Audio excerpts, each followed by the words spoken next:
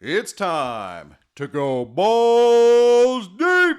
The EA Sports College Football Headquarters Podcast. Hey, everybody. It is Anthony Scafacci. I am here with my co-host, Alan Gigax, for another amazing episode of Balls Deep. Hey, Alan, how you doing? I have to poop. You have to poop? I do. Yeah. But I'm going to try to hold it until this episode is over. Because we're in a small room. Please don't poop in here. Well, I just... You just farted. I did just a little bit. Yes. And I'm going to try not to do that because it is small in here. And that could cause a problem. And I don't have a jack. Oh, we do have a Jack in a Box cup here. We don't need that again, though. We do have a Jack in the Box cup. Yeah, we should probably avoid shitting and pissing into that in my roll room. I would definitely. Yeah, let's not do that, please. Yeah. So it's hard and to I'm clean. Wearing full tube socks so I can clean up if I have to. Yeah. Oh my God, that's awesome. All right. Well, It really is. now that we got that out of the way, just cup. keep your butt cheeks clenched, right? And let us get to our first segment. As you guys know, we've been doing this new segment. It's called Just the Tip. It's where we rub the tip of our penis on some vagina. Right. But really, here it is. It's just a game tip for you guys, or a tip about life, because we're old. So today's segment, Just the Tip, is brought to you by The Orr House, Layton, Utah's finest full-service private club, making men out of boys since 2004. Alan, what is our tip? Our tip today is about making a custom playbook. So you may have a playbook that you like and you don't think there's a real reason to make a custom playbook since you already have one. But the tip is make that custom playbook anyway. Use whatever playbook you're using, whether it's offense or defense, and just use that as your foundation because the playbooks in this version, in 25, are much bigger. And you can have like 500 plays. And so use that as your base and then just add a whole bunch more plays so that now you have more variety. There's really no reason to limit yourself. If you still want to call those same old, tired, busted-ass 8 plays, go ahead. I ain't going to stop you. But you don't have to. You can add to it. And then also you can kind of pare down. Like if there's plays that you just know you're never going to call because that play sucks balls, then you can cut that one out too. There's my tip. All right. Thank you, Alan. And thank you to the Orr House. Okay, Al. So today we are going to talk about something that just came up and put on our headquarters main page. It's an AI chat bot that we call CoachBot 3000. So, Al, CoachBot 3000 is actually kind of a creation between the two of us. Yep. That was initially supposed to be a dynasty that you were going to do, that we were going to have CoachBot 3000 be the head coach of a football team, and he was going to be not just like your standard computer guy. He had some quirks to him. So tell me, he's a sex robot. He's a sex robot. How did he become a sex robot? Well, we'll get into that in just a minute. Okay. So first, where the impetus, the motivation for CoachBot really came from Anthony pushing me to do another dynasty. Because I had done the Gordon Shumway dynasty, which is now kind of lost to history. I know we still have access to a lot of it, but it was a lot of fun. And it kind of petered out because it just didn't get support on the old page. And so that was it. I was done writing dynasties. And Anthony convinced me to write another dynasty. We talked about what we were going to do. And that's where CoachBot came from, is there's this robot. And, you know, I like to tell kind of a deeper story. Mm-hmm. And so the deeper story in that was going to be like, he's not just a sex machine. You know, he actually has like sentience and what does it mean for robots to be alive and all kinds of shit like that. Do you remember early on, one of the ideas we had was that he could talk to other robots? Yeah, he could communicate with other machines. So we were going to have him like fuck the air dryer, like, and stuff like, and get caught doing things like that. That made its way into the novel. Yeah. And then also like have an affair with the vacuum and things like that. Right. Yeah. All that stuff. Yeah. It was going to be continuously scandalous. Yeah. And then because I like, I have a soft spot in my heart for Mormons. I dated a couple Mormons and they're just interesting. Yeah. I guess, you know, culturally. Plus they come and knock on your door so you can't forget them. Yeah, right. Every time I think I'm done with them, oh, there they are again at the door. So anyway, so I wanted to place it in Utah because then you would also get into a lot of the sexual mores that exist and sometimes don't exist at Utah universities. Sure. Which is always fun. So like I don't think that episode has aired yet where we talk about bagpiping. I don't think No, so because that either. was one of the camping episodes. But that's in your future, listeners. Look forward to that. So I started writing this series, CoachBot 3000, and it just petered out. Like after the first couple episodes, I realized that he was just kind of a one-trick pony. Sure. And it was all just him having sex with everybody, and it got... Like, that's so bad. It wasn't bad, but it got kind of boring. It was just one note. I Yeah. just kept playing one note. And so I thought, well, what do I really have an interest in that I could really dive deep into that gives me a lot more characters? And it was theology. Yeah, things that you enjoy. Yeah, I'm very much interested in theology, even though I'm not religious myself. It's something that I find fascinating. And Anthony and I have talked about it to death. So I changed the story and had CoachBot get fired for, of course, a sex scandal. Yeah, this was actually like a few episodes into the story. In the series, yeah, like we after just, episode 3. changed horses here. Yeah, just totally switched it. And so now that original origin of CoachBot became the prologue to the novel that I am mostly done writing, but who knows how long the rest will take me. But I want to share that with you guys. Yeah, well, first, Yes. before you do that, the old episodes, the beginning of this series, Yeah. they're on the headquarters page, right? Yeah, I think like we if you started went the whole all the way thing. back and searched it, you Yeah, could probably find it. I think so. So if you guys want to look and search Alan Gigax or search CoachBot 3000, you can probably find those episodes buried way deep in like 2022. Did I post all the raw stuff on our page? I believe you did. Dude, I might have. Well, that is now being transformed into a novel. Yeah. And so So Alan is now going to read the prologue to his novel live on Balls Deep. And so you guys can get a feel for this, and maybe it's something that interests you, and then I can convince Alan to start pushing his pen again and writing a little bit more. Go, Alan. yeah, I do need that. All right, so this is the novel Coach Raw. Prologue. It's a quiet evening in an unremarkable house in an unremarkable suburban neighborhood in Logan, Utah. Hannah and Leighton Carr are preparing for bed. Leighton is situating himself under the covers, fluffing his pillow and pulling the sheets down for Hannah. Hannah is undressing. She takes off her socks, reaches behind her to unzip a form-fitting skirt cut just above the knee, unbuttons and removes her blouse, and finally takes off her bra and her underwear. She is fully nude. God damn it. Rich. Dude, I feel like we should turn the lights down in here. Oh, don't even. Yeah. No, This is getting a little, dark. this is getting it is. Oh, dude, pretty it's gonna steamy. Get sexier. Yeah, okay, God keep damn going. It, Anthony. All right. Unbuttons and removes her blouse and finally takes off her bra and underwear. You can interrupt me if you want. By all means, feel free to interrupt. I got like a stiffy now. So, yeah. She is fully nude. Except for her garments, the sacred underclothes worn by temple-worthy Mormons. Leighton stares at his wife, gawks really. After 8 years of marriage, he still finds her as attractive as the day they first met. It's probably also the first time he's seen her naked, so yeah. At a mixer in the singles ward, Leighton was fresh off his mission, and Hannah was fresh out of high school. Hannah, he asks, slightly averting his gaze, I had a rough day at work. Can we, tonight? Hannah knows what he's asking for. Like all aspects of their sex life, this has become routine. Leighton will lay out some factor or other that he thinks will soften his wife to him, and then, always sheepishly, he will ask if they can have sex. She will either agree or she will rebuff him, offering a reason of her own. Today, it is the latter. Dude, I'm in, bro. Okay. Yeah, this is good. I can't tonight. Yeah. It's my time of the month, Hannah says half-heartedly. I've got my Red Wings. Her period will not Leighton. Her period will not begin for at least another day as she begins the placebo week of her birth control pills. But she knows that Leighton is ignorant to the inner biology of his partner. If his skills at oral sex are any indicator, he's also largely ignorant to her external biology as well. So no Red Wings. Yeah, no, probably not. Leighton sighs and looks defeated.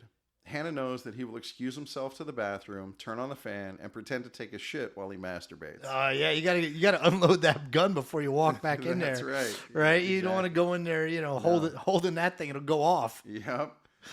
Tell you what, Hannah offers. How about I use your fleshlight on you? Oh shit. Yeah, that'll work, Leighton says with enthusiasm. I'll go get it. 6 minutes later. That was great, Hannah. Where did he get it out of the attic? Jesus Christ. No, 6 minutes and the act is done. Oh, I thought it took him 6 minutes to go get the fleshlight. And he says, that was great, Hannah. Thank you. I'm going to hit the sack. Good night, honey. Hannah stands up straight from her position at his bedside, the fleshlight in her hand. It shits on his chest.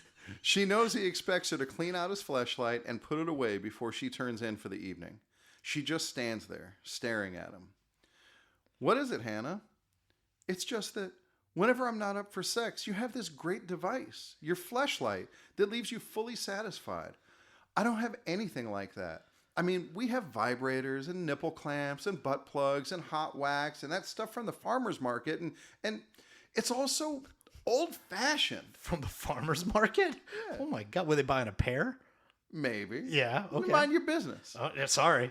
Meanwhile, you have the latest technology to fulfill your needs. I think I know what you mean, Hannah. You know what? I watched a documentary just a few days ago about a couple of lonely college boys who combined their advanced computer technology with a Barbie doll and made the most incredible companion. Maybe instead of a Barbie, you and I could start with my fleshlight, hook it up to the computer, and make a real-life sex robot we could both enjoy. Hannah considers. I like it, she says thoughtfully.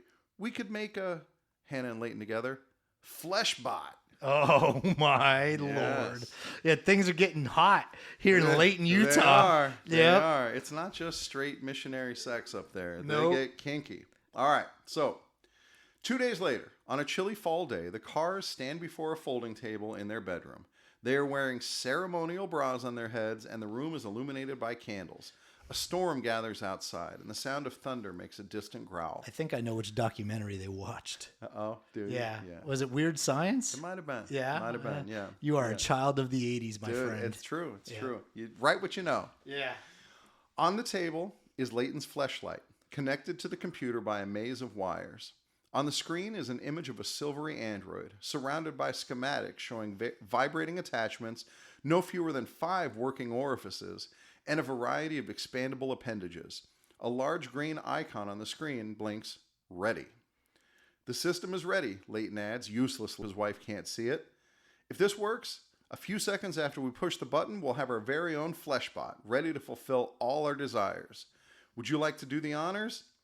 You know, for all of this, I did rewatch those parts of Weird Science, to make sure that it was true to what happens. Oh, good, in Weird Science. dude. You do my research. I like it. Yeah. Hannah reaches over to a small knife switch affixed to the table and closes the circuit. Just as the switch makes contact, there is a crash at their bedroom window. A neighbor kid has thrown a football, which has broken through the window and landed atop Leighton's fleshlight. The Carrs see a blinding flash as a bolt of lightning hits the house. Thunder roars, and then everything goes dark. Shiz, exclaims Leighton. The power went out. Yeah, because they can't say shit, because that's a naughty word, so they say shiz. Yeah. The power went out. Hannah rushes to the broken window and sees 2 kids running into a neighboring house. Is she still tits out? No, they're doing this ceremony. Oh, She's sorry. Dressed and just has a bra on her head. This is after. This is 2 days later. Oh, it's 2 pay days attention. Later. Sorry, man. It's all right. I was imagining her 70s bush. It was the Jackson boys. I've told their mother about them playing ball so close to our house. They're paying for this window. Leighton takes the bra off his head and looks down at the table. Where's the fleshlight? It must have been knocked off the table by the football. Get the flashlight and see if you can find it. Leighton chuckles, using the flashlight to find the flashlight to find the fleshlight. He does a cursory search around the bedroom, but the fleshlight is nowhere to be found. The football, it seems, is also missing. Typical man, Hannah chides. Can't find anything right in front. The closet door blasts open into the bedroom, billowing acrid electrical smoke into the room. And Bill and Ted walk out. That would be great. Yeah. A shadowy figure emerges, resolving into the same silvery android that was on the computer screen. It speaks. So what would you little maniacs like to do first? That's CoachBot's voice. Yeah, heard I had for to the come first up with time a robotic ever. voice. Yeah, I just did that on right the fly. spot. Well, it wasn't too bad. No, it was a good try. It's a robot voice. Yeah. He's brand new to the world, man. Cut him some slack. Yeah. I'd have made him sound like Mr. T. All right. 2 years later. 2 years later. Yep. So Hannah's not naked anymore. Okay. Maybe in your imagination she still is. Or wearing her Mormon undergarments. Yeah. I've never actually seen those. So. Oh, there's porn of it. Yeah? Yeah. I'm sure there is. Yeah. There's porn of everything. There is. So, yeah. I like it. All right. All right, keep Anyway, going. 2 years later, the streets of downtown Logan, Utah are quiet. At this late hour, all the businesses are closed and responsible people are home in their beds. A downtrodden hobo drifts along the deserted boulevard. The man... Keep going. Okay. I'm just chuckling. Yeah, the man putters from sidewalk to sidewalk before wandering into an alley, looking for a place to lay down for the night where he won't be harassed by the cops or by college kids. In the alley, he finds a silvery android, dirty and run down. Beep boop, master. Could I interest you in a Texas twister? I think his CoachBot's voice just changed, but we're going to roll with it. Yeah, well, he's 2 years on. It's 2 years. So he's grown. He's developed an accent. Yeah. The hobo, shocked, stares dumbly at the android, Fleshbot. Bleep blip. A hand job? Yank your chain? Bloop bop. Only $5. $5? Yeah. This guy's a fucking bargain. The hobo considers the offer. He has a $5 in his pocket, but it's been earmarked for a cup of ramen noodles and 2 cans of Steel Reserve. Fuck it, he thinks. Yeah. What do I have to lose? Okay, I'll take a hand job. Fleshbot approaches the hobo, takes the $5, and lowers the hobo's pants. What happens next, the hobo will only remember in blurred flashes. His flaccid cock is grabbed by 2 metal hands that are somehow both warm and moist. With only a few seconds of gentle tugging and ball tickling, the hobo is fully erect. CoachBot doesn't forget the balls, baby. That's right. 75 seconds later, it's all over. The hobo has ejaculated, not once, not twice, but 5 times. Oh, there it is. How that was incredible. How the fuck did you do that? Fleshbot answers humbly, beep bleep. It is what I was created to do. It is my purpose. But I have been feeling that there are other aspects of my creation which I must explore. Blip bloop. I feel The hobo cuts him off. I had forgotten life could have such satisfaction, such contentment. He pulls his pants up and rushes out of the alley. I've got to get my shit together. I'm going back to corporate America. This is the hand job that changed the life. That's right. Godspeed, former hobo, Fleshbot replies wistfully. Beep bleep, he adds, unheard. Oh, man. The next afternoon, Fleshbot is wandering the streets of Logan when his audio sensors pick up distant cheering. Something within him stirs, and he follows the sound. Minutes later, he is standing in a parking lot, looking at the gleaming edifice that is Beehive Stadium, home of the Utah A&M Gold Diggers. They are losing their 6th straight game. Fleshbot was constructed using the most advanced dildonic technology, built to please his human masters by fulfilling their every desire. But, thanks to an accident of birth, he was merged at the deepest levels with a poorly thrown football. He is a brundlefly of sex toys and football, and his ability in the bedroom is matched only by his as yet untapped ability on the gridiron. The crowd cheers again, and Fleshbot knows what he must do. Oh, boy. He is no longer just a sex machine. He is CoachBot 3000. All right. Yeah, dude, buddy. That's pretty good, man. That's a strong open. Yeah, right? dude. Yeah. Dude, makes me think you should write more. I know, right? Yeah. Yeah. Yeah. Well, I mean, how many chapters of that novel do you have completed?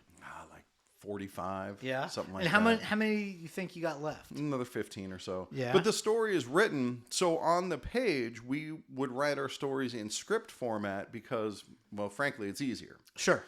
And so switching it from script format to novel format has been a process. Mm-hmm. And then on top of that, in the rewriting, there's so much room for improvement. Like, as you know, because you're doing the same thing. Yeah. When you write again in novel form, you have room to get inside people's heads. Yeah. You can take perspective. You can do a little more storytelling. You know, there's a lot more open to you.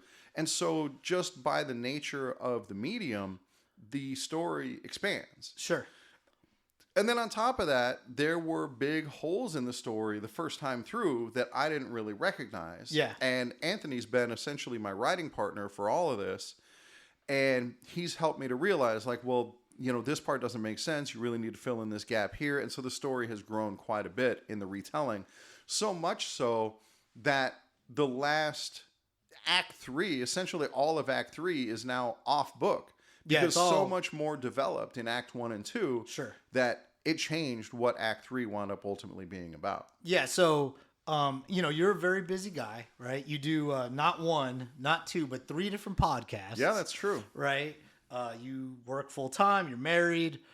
You have a dog, right? Yeah. And my wife has chronic illness, and so Yeah. she doesn't pull a lot of weight around the house. Yeah. So I got that too. Yeah, and so anyway, so you're Doesn't real. pull a lot you're- of other things around the house either. No, it's probably a good thing she doesn't listen to this. Right? So, but yeah, I mean, I know like I'm constantly pushing you to try to get down and write more and things like that because you are good at it, and sooner or later you're not going to be able to just deliver mail, right? So Right. you got to support yourself some other way. It's the same way I feel. It's like hopefully. My book, when it's finally finished, which I'm thankfully coming towards the end of the editing process, hopefully I can sell a few copies of this thing and then, get Netflix rich down the road or whatever. That would be nice. Yeah. So when we created, to get back to the topic of today, our AI chatbot, I pretty much left it to you to program. Right. And I've used it a couple of times, and I got to say, it doesn't offer me a Texas Twister. I don't know why. Dude, so you have to say that like you're feeling stressed. Okay. And can it help you relax? So if you don't say you're feeling stressed. Yeah, because it needed a specific prompt. Okay. Yeah. I mean, I tried to put it in as a generic prompt. Yeah, but it wouldn't. But dude, nothing that you're going to say to an AI on our Facebook page is going to make it think that you're stressed out. Yeah. That you need to relax. So you have to say like, hey, I'm stressed. Yeah. What do you recommend for me to relax? And it'll recommend the Texas Twister. Okay. Yeah. Yeah. So I have messed around though with CoachBot 3000. Right. And it's supposed to be irreverent and, Sure. give me some and choices like to set I asked it up. it, who is Coach Toast? Huh? Yeah, and it knows. Oh, that's awesome. Dude, yeah. So it must actually read the stuff that's on our page. Well, but I don't think it goes back that far. Like I try to ask it some other questions from things that I know to be on the page. It has no idea who they are. So I think it's only started reading since it became live. Oh, since it Right. became self-aware. Yeah, since it became sentient, right? Yeah. And I don't think it can go back any further than that, right? So Right. I thought about, well, maybe if I repost some of the things that have been posted from the old beginnings of the page, that I could find some of that Right, stuff, kinda refresh it. and then this way, CoachBot would be able to answer questions because it's answers. CoachBot could learn its own origin story. Oh my dude, that would be so cool because Yeah. because it is so cool to Right. like ask it like a general question, like who is General Scafacci, for Right. example. And if it came up, I mean, there's so much stuff on there. Yeah. It would be great. But so anyway, Dude, I could see the AI reading that. Am I supposed to be a sex machine? Oh, dude, I'm gonna. If you don't do it, I will. Is this me you're talking about? I will start reposting this stuff. I will find it because I got nothing better to do sometimes. So anyway, all right, so everybody, so look, if you have used CoachBot 3000, get to us. How For can they reach sexual us? purposes? Yeah.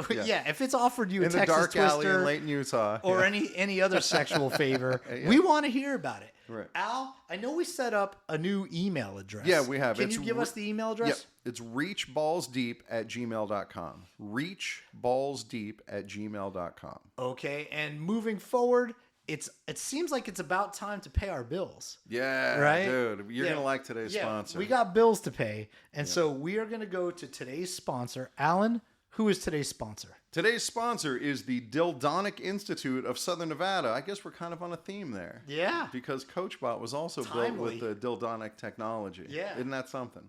Well, it's good that they decided to sponsor this episode. The Dildonic Institute of Southern Nevada has been stretching the limits of science since 1963, probing deeply into the human sensory experience. From our humble beginnings in a garage in Pahrump, the dream began with little more than a repurposed tube sock and a hand crank egg beater. Now we're proud to offer the very latest in Dildonic technology. Visit our Las Vegas campus for a free tour of the laboratory or to become part of our exciting clinical trials. You're guaranteed to come again. I love it. The advanced, or just the Dildonic Institute of Southern Nevada, not Correct. quite yet advanced. That seems All pretty right. advanced to me. All right, everybody. I want to thank our listeners out there for everybody here at the new studio, right? Where Yeah, we I guess that's record true. Yeah, new Balls studio, Deep, yeah. in our new studio. I am Anthony Scafacci. That's my co-host, Alan Gigax. I want to thank everybody for coming. We are out.